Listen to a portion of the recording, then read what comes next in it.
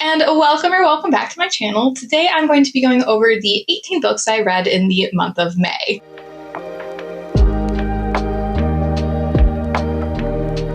Now this is actually take 2 for this video. I did try filming it last night, thought I succeeded, was super happy with the take, and then realized that I never hit record. So I am retrying this today, and I guess the good news is I had a practice run and I've been trying to get my reading wrap-ups to be a little less chatty and a little faster because they've gotten quite lengthy. So maybe having a practice run was not a bad thing. But like I said, I read 18 books in the month of May, 10 of which were physical books, 4 of which were ebooks, and 4 of which were audiobooks. The 4 audiobooks totaled to 53 hours and 9 minutes of listening time. Granted, that is at one-time speed, and I don't really listen to anything at one-time speed, but, you know, for the sake of the stat, here we are. And then the read books, like the physical books and the ebooks, totaled to 5,740 read pages, which is not my highest, but it is pretty dang good. And that kind of averaged out to 410 pages per book, which I'm actually pretty happy with. That is slightly higher than it normally ends up being. So starting with our first book read in May, I picked up The Rose Bargain by Sasha Payton Smith. I ended up rating this book 4.5 stars. It was so close to being 5 stars. I'll get to why it was 4.5 in just a second. But if you're unfamiliar with this book, it follows Ivy. Her family has fallen from society's good graces due to her sister's actions. And Ivy ends up getting an opportunity to raise her family's social standing again. So in this world, debutantes get a chance to go before the queen, who is Fae, and make a Fae bargain with her. And you can kind of ask for anything: a better memory, a pretty face, straight teeth, and she will, as long as it is within her powers, which we don't really get a whole lot of information on the limitations of her power, but as long as it's within the limitations of her power, she will grant it and she'll take something from you in return. And it can be like a finger, a toe, your ability to turn left, your best memory, or whatever. So Ivy thinks that she's not going to get a chance to debut after her sister's disgrace, but when she is invited to the palace to make her bargain and debut in society, it's announced that the queen is looking for a bride for her heir.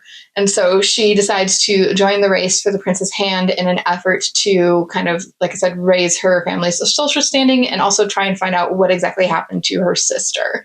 So this ended up being 4.5 stars instead of 5, almost exclusively on the fact that there is a singular spice scene in this book, and it felt very ill-placed. It kind of made sense all the way up until right after it happened, and then the actions that were taken right after it happened threw me for a loop. So I would say if you enjoyed the selection or The Cruel Prince, this is kind of a combination of the two, I would go ahead and read it. I very much enjoyed it.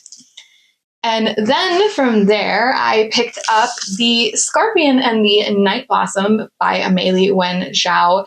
This book follows Anying, who is essentially seeking a cure for her mother. So in this world, demons prey on humans, and they will eat their souls, eat their flesh, etc. And prior to the events of this book, Anying's mom is attacked and half of her soul is eaten, which kind of leaves her in a catatonic state. And so Anying decides to join the immortality trials in an effort to become one of the disciples and gain an immortality pill, which she can then use to save her mother.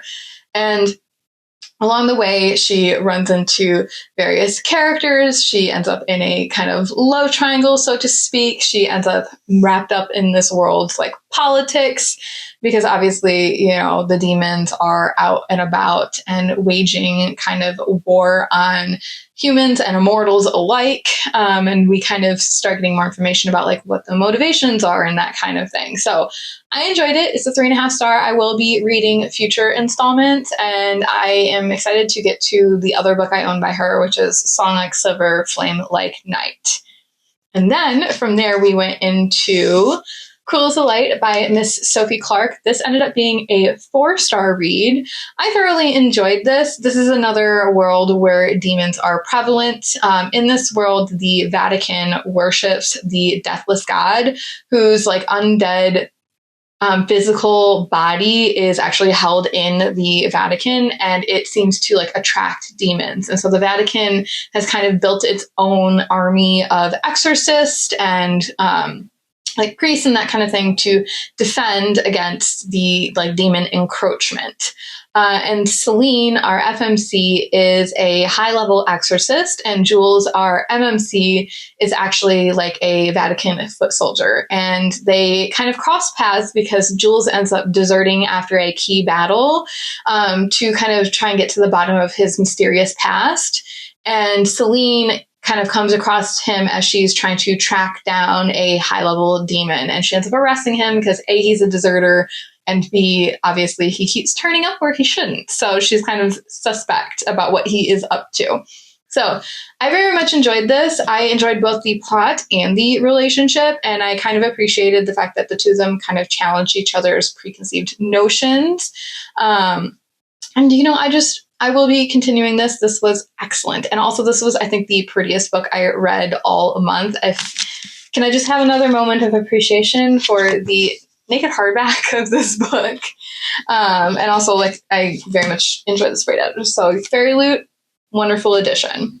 And then from there, I picked up the final book in the Twisted series by Miss Anna Huang, Twisted Lies. This book follows Stella and Christian, and this was my first 5-star read of the month, which caught me off guard because, you know, as much as I do enjoy Anna Huang's books, they're kind of like popcorn reads for me. Like, there's not a lot of, like, they're just kind of outlandish, you know, so I'm not usually a, like, give it a 5-star girly, but this was excellent. And part of it was I was very much looking forward to Christian's story.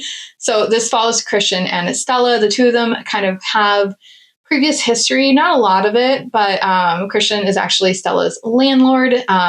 She kind of moved in to his building with one of our other female main characters from this series in the last book. And she and he kind of end up striking up a bargain. She is an influencer, and her income has kind of taken a hit. And so she's looking to increase her numbers in an effort to get a brand deal. And so she and he decide to start fake dating. Her in an effort to get her numbers up, and he because he would like somebody on his arm at, like, you know, charity galas and that sort of thing. However, we're kind of hinted at pretty early on that he seems to be more attached to her than he should be for how well he knows her. And this announcement of Stella's that she is dating makes her former stalker resurface. So 2 years ago, Stella had a stalker, and the activity of the stalker kind of lapsed. And when she announces that she's dating Christian, the stalker resurfaces and kind of goes after her.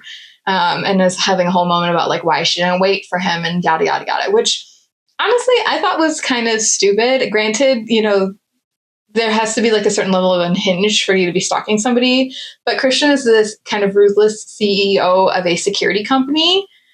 And now you want to resurface and stalk his, even, you know, his fake girlfriend. It just seems, you know, a little stupid on the stalker's part. But I very much enjoyed this book, and I also enjoyed the relationship between these two. I felt like their relationship kind of developed naturally. I hesitate to say that because it's fake dating, and how often do people actually fake date in real life? But it felt very natural between the two of them. And then, like, their third act conflict felt very natural and, like, in line with the characters and their reactions, and both of them had, like, very mature responses, and I enjoyed it. So 5 stars on this one.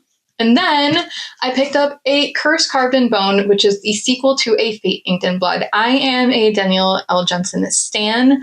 I did not love A Fate Inked in Blood. I read it long before I started rating books, but if I gave it a rating now, it would probably be a 3-star read. And my biggest gripe with that book was the romance. But if you're unfamiliar with the premise of these books, it follows, this duology follows Freya. She is a unfated, which essentially means that if a god or goddess is present at the point of conception for a child, that child becomes unfated and has some form of power from that god, which means that the Norns, or like the fates in this world, cannot determine their fates. So Freya is told from an early age to keep her powers hidden because her goddess mother is not somebody who like goes around creating children often, and there is a prophecy that any daughter of this goddess will be able to unite Scotland under a single banner. And so it's kind of thought that she would end up as a pawn in the political games. And so she gets sold out in the first book and ends up being a pawn in all of these political games. And the reason I did not love the first book, like I said, is the romance. Freya ends up kind of having an insta-lust and then kind of an instant love thing going on with Bjorn, which is the son of her second husband. Like, she and Snorri don't have any like romantic or physical relationship between the two of them. He marries her to essentially like keep her under his thumb, in order to like make sure that she helps him become Jarl of all of Scotland. But it was still a little bit weird. And I also, like I said, did not buy into the instant lust/love between the two of them. But this developed their relationship way, way, way, way better. And I very much enjoyed where the plot went, and we got a much more fleshed out view of like the world and the world's conflicts and everybody's motivations. After A Curse Carved in Bone, I ended up picking up Fahrenheit 451, which was excellent. I loved that book. That was great. Thank you, Ray Bradbury, for writing it. It was just everything. I do not rate classics, even modern day ones, so this book does not have a rating, but just know I loved it. If you are unfamiliar, it follows Guy Montag. He is a firefighter in a dystopian future, and in this future, firefighters, instead of like saving houses and structures and people, actually burn books, because in this world, books are banned as, a whole. And they don't want, the government doesn't want people thinking for themselves. And Guy ends up having a like neighboring family move in, and he kind of strikes up an unusual friendship with their daughter, like their teen daughter, and said daughter kind of starts asking questions that makes him kind of question everything that he has been, taught in life. And I loved it. It is a book about censorship. So if you are someone who's kind of sensitive to politically driven topics, maybe not for you, but I think everybody should read it regardless of whether or not they like that kind of genre, and also where they fall on the like spectrum of whether or not we should censor books. So then from there, I had my second 5-star read for the month, which was Legends and Lattes. If you had told me that this was going to be a 5-star read before I picked it up, I would have called you a liar, because I tried reading this previously and I ended up putting it down because I was like not in the mood for it, whatever. But second go around, amazing. Chef's kiss, loved it. Like I said, I didn't think I would be a cozy fantasy girly. I'm usually here for like the plot line, but this, I'm sold. I loved it. It follows Viv, an orc who was previously like a mercenary or a sellsword. She decides to leave behind the life of violence and takes her last kind of round of treasure to open a coffee shop. And she kind of faces this dilemma of like how much of her old life does she want to leave behind or let bleed into her current life, because she kind of encounters a lot of like roadblocks to her coffee shop thriving. She is told that she needs to pay protection fees, which kind of goes against her moral compass. And somebody from her previous hunting party has felt that she took an unfair share of the treasure, and so he's kind of after her for that. But I enjoyed it. It's lovely, and I cannot wait to read Bookshops and Bone Dust. And also, apparently, Travis Baldree is putting out a third book called Brigands and Bread Knives. So I'm excited to read that. After Legends and Lattes, I went ahead and picked up Watermoon. I thought this book was going to be a 5-star read. It was unfortunately a 3-star read for me. It follows Hani. She inherits this pawn shop that deals in like choices and regrets and memories from her father. And on her first day as the pawn shop's new owner, comes down to find the pawn shop absolutely ransacked, her father gone, and the last like choice slash regret that a customer handed over missing.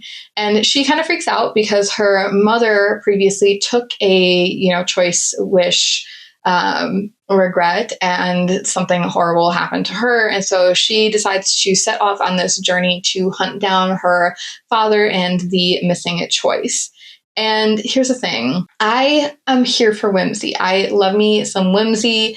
And this was kind of, supposedly Studio Ghibli, like coded and everything. And I thought it would be right up my alley.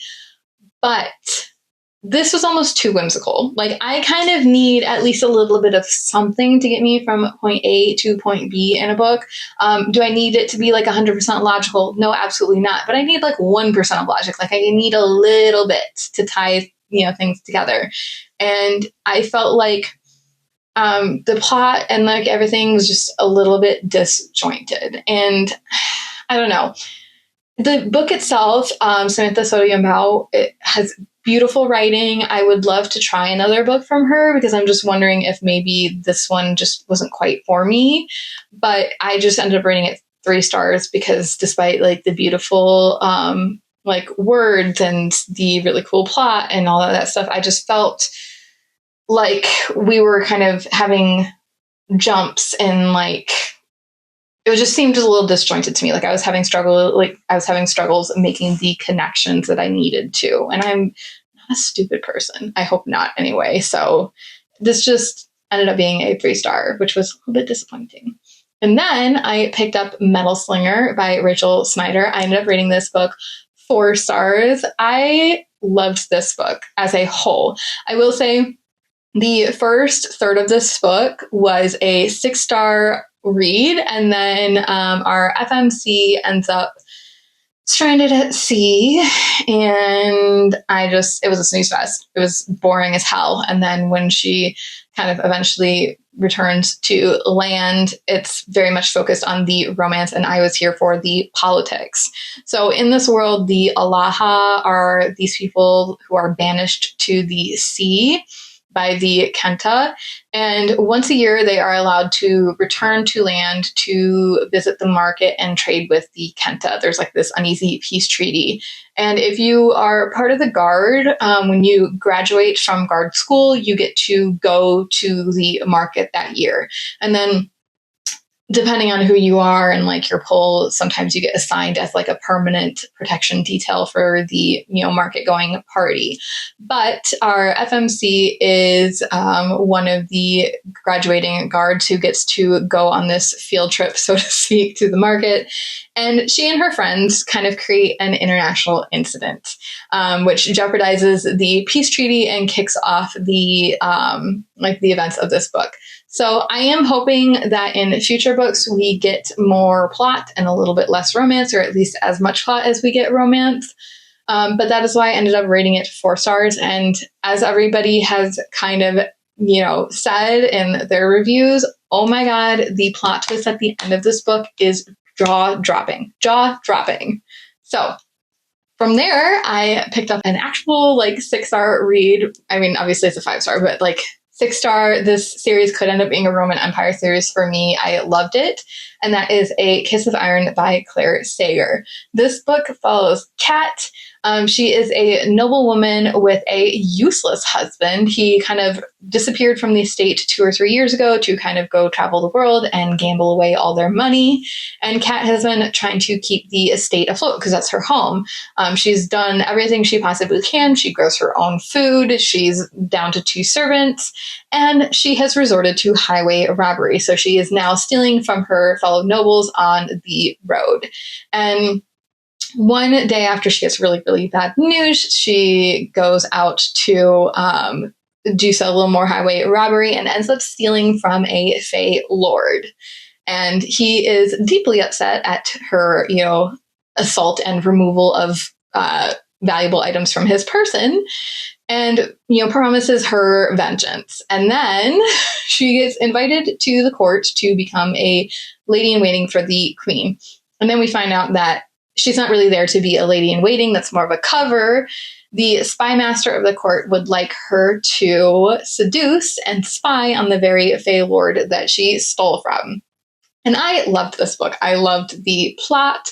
I loved the machinations. I loved the romance. I can't wait to see where it goes with these two. It was everything. And I loved Kat as an FMC. I do prefer my main characters to have a spine. They don't necessarily need to be like, badasses who are trained assassins or trained warriors or whatever, but I do like a woman who can hold her own, and that describes Kat to a T. So, excellent, excellent book. I loved it. I will be continuing. You will be seeing me read A Touch of Poison and the last book ASAP. And then from there, I went into The Spell Shop by Sarah Beth Durst. This book follows Keela. She is a librarian at the Great Library of Elysium, which is this nation's capital city. And they are kind of experiencing political upheaval. There's a rebellion and a coup. And during the rebellion, the rebels set fire to the Great Library. And so Keela and Kaz, her sentient spider plant assistant, decide that they are going to make a run for it and take these crates of books with them. And these books are all kind of magical textbooks and that kind of thing, which are supposed to be restricted by the government. So Keela essentially absconds with property that could get her arrested to her childhood home on this remote island. And when she gets there, she initially is just very, very focused on how can she protect these books and keep them hidden, because of course what she has done is technically illegal by the old regime's laws. And so she's not sure if she's now in the clear. And she initially is very standoffish about integrating into society, but she kind of comes to realize that she will need to support herself in some way, and that will require her to make acquaintances at least. And her antisocial tendencies really got to me in the beginning. She was really annoying about how determined she was to hold herself above and apart from everybody. But I loved how this progressed, and I ended up giving this book, like I said, 4 stars. It was fabulous. I enjoyed it. So this is also the book that kind of made me go, okay, cozy fantasy may actually be for me. Legends and Lattes kind of made me go, okay, maybe I'm wrong about the genre, but this book confirmed that, I was just a little bit prejudiced, and this was excellent. And I will be picking up The Enchanted Greenhouse, which is actually coming out in July. And that tells the story of Kaz's maker. So from there, I ended up picking up the first book in my 24-hour readathon, which was Six of Crows by Leigh Bardugo. This was a 5-star read. Excellent. Loved it. Completely understand the hype around this book. Think it is absolutely worth it. This is in a 3-way tie for my favorite book of the month with A Kiss of Iron and Fahrenheit 451. I loved it. It follows Kaz Brecker. He is a lieutenant to a street lord in the city of Ketterdam. And one day he is pulled off the street by the Merchant Council, who wants to send him on this mission to retrieve a scientist that has created this drug that allows magic users in this world to do unprecedented things. And he kind of extorts a very, very high price out of them, because this is a very dangerous mission. They're going into the ice court at Infirda, which is nigh impossible to infiltrate, to retrieve this scientist. And he assembles a crack team to do this job with him. And I was here for this. I was here for the plot.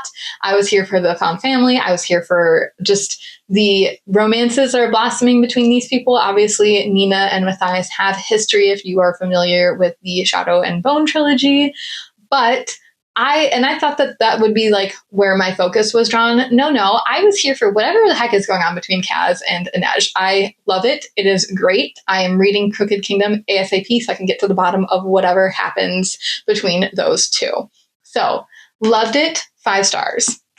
And then from there, I picked up That Time I Got Drunk and Saved a Demon by Kimberly Lemming. This was a solidly 3-star read. It's a very campy romance. It follows Cinnamon, a spice trader. She ends up saving a demon named Fallon, and he ends up dragging her along on this quest to destroy these chalices that hold the heart, like pieces of the heart for a kind of undead sorceress that has been play acting at being a goddess for like the last, couple hundred years. And it's very like campy. Surprisingly, I thought I would be here for the romance. I was here for the plot. I was 110% here for the plot. I loved the side characters, and I could have cared less about the romance and the spice, which shocked me because I thought I was going to be there for the romance and the spice. But no, here for the plot, here for the side characters. But I enjoyed it. I'm going to be reading the rest of the Mead Mishap series, and I will probably enjoy them just as much. And then from there, I ended up picking up Indigo Ridge by Devoney Perry. This book I ended up rating 3.5 stars. It was kind of exactly what I needed in the moment when I picked it up. It follows Wynne, who returns to her childhood hometown to take up the mantle of police chief. And the town is not particularly welcoming to her. They feel that she got the job through nepotism because her dad or her granddad is mayor. And she's also, too young to have the chops to do this job. But on her first night in town, she ends up sleeping with Graham Eden, who is the oldest child of the Eden family, like the kind of founding family of the town. And much to both of their dismays, they find out that they are going to be, fixtures in each other's lives. And they kind of end up having to not quite work together, but interact because a dead body turns up on Graham's family's ranch. And Wynne, decides that there is evidence of foul play. Everybody seems to think that it is self-harm related, but everything that, there's some extenuating circumstances that indicate that it might not be. And everything that she's hearing about the girl seems to indicate that she was not in a state of mind to do that to herself. But she ends up kind of pissing off even more people by deciding to investigate because the town feels that she's kind of like picking at old wounds. But honestly, the plot was cool. I enjoyed the plot, but I was here for the romance. I had the opposite problem of That Time I Got Drunk and Saved a Demon. I very much enjoyed the relationship between Graham and Wynne. The two of them, I think, had their communication was great. I felt the chemistry between the two of them. I enjoyed this, and I will be continuing with the Eden series. It was just a good fun time. Well, not fun, obviously, because there's some seriously dark themes happening, but you guys get what I mean. I enjoyed reading it. From there, I picked up The Wren and the Holly Library. This was another 3.5 star read and another book where I cared more about the romance than I cared about the plot. So this follows Kierce. When we first meet her, she is trying to rob a house of a diamond ring, and she ends up being caught by the homeowner. And the homeowner turns out to be a very powerful warlock, aka a monster. And in this world, there's kind of a treaty between monsters and humans, and what Kierce is doing breaks that treaty. However, instead of turning her in, Graves decides that her kind of skill set that allowed her to break into his house will be put to good use in a heist for him. And so she ends up kind of moving in with him to undergo some training and figure out what she needs in order to pull off this heist that he wants her to do. And like I said, the plot, whatever. I was not all that invested in the heist that he wanted her to pull off. I feel like we didn't get enough history as to what he was after to be invested in whatever was going on. But I was here for whatever the heck was going on between Kierce and Graves. I very, very much enjoyed it, and I will be picking up the Robin and the Oak Throne because I want to know how things end between the two of them. And then from there, I picked up Savor It, which is our last book that I completed in my 24-hour readathon. This ended up being a 4-star read. It follows Sage and Fisher. Sage is a school teacher in Spoons, and Fisher is kind of a, disgraced chef. He worked for a Michelin-starred restaurant, but he's kind of lost his flair, so to speak, and the restaurant ends up losing a star. And when he's approached by a critic while he's eating at the restaurant, he ends up assaulting the critic with a pie. And his financial backer says, "Hey, you know what? I can't have you cooking here. We need to you need to cool your jets. You need to gain some inspiration. Why don't you go to Spoons? Because I'm opening up a restaurant there, and you can kind of push the project forward because it's stalled and build their menu."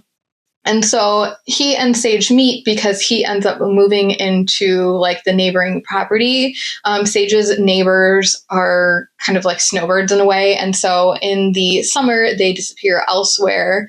And she kind of acts as a property manager for their house that they end up renting out. And Fisher ends up taking the house. And the two of them have an immediate attraction that they choose not to act on because Sage is not a casual girl, and it's very well known that Fisher is there on a limited time frame. But instead, they kind of agree to help each other out. She is looking to participate in the local canoe contest because her ex-fiance and his new beau are participating, and Ian wins every year, and Sage is kind of over it. She wants to kind of take back her space in this town and win something over on Ian because their relationship kind of left her in not a great place. He kind of told her that she was too much, and he kind of essentially wrecked her self-esteem, and the town kind of looked on her with very pitying vibes, and she's over it. So she wants to win this canoe contest to take back some of her dignity. And then in exchange, she will help Fisher push this restaurant forward that's being stalled because the locals are kind of griping about it. And along the way, of course, the two of them have the dance of will we, won't we, if we do, what happens when you leave, all of that stuff. And it's kind of complicated by the fact that Fisher is taking care of his niece. And his niece also is not a fan of small town life. And then from there, I picked up The Lionheart by Sharon K. Penman. This book, I ended up rating it 3.5 stars. I think that if I had read it in physical copy, I would have rated it 3 stars. But because I listened to it on audiobook, I ended up rating it, I would have rated it 4. So I kind of decided to split the difference. But this follows Richard the Lionheart, which is, a king of England, during his 3 years where he crusades to Jerusalem. And this is kind of a novelized history lesson. So if you're not a fan of history, I do not recommend picking this up, but I thoroughly enjoyed it. We kind of get the story of his journey to crusading and then the crusade itself. Through the perspectives of people around him. And I really appreciate the fact that this, she researches before she writes. And so it feels very realistic, even though obviously it's novelized because we don't know what the people around him thought for sure. But I appreciate that it gave him kind of a nuanced character. He is kind of known for being a really good battle commander and for basically his achievements in war, and is known to be otherwise a bad husband, a bad son, and a bad king, because he's not really in England for most of his reign. But I thoroughly enjoyed it, and I appreciated, like I said, that we got some nuance about this historical figure. And then my last and lowest rated book for the month was Hooked by Emily McIntyre. This ended up being a 2.5 star read. I did not love this book. So this is the first book in her Never After series, which is kind of about Disney villains, but kind of not. Essentially, all that she really took from the Peter Pan tale here is the names of people and stuff and locations.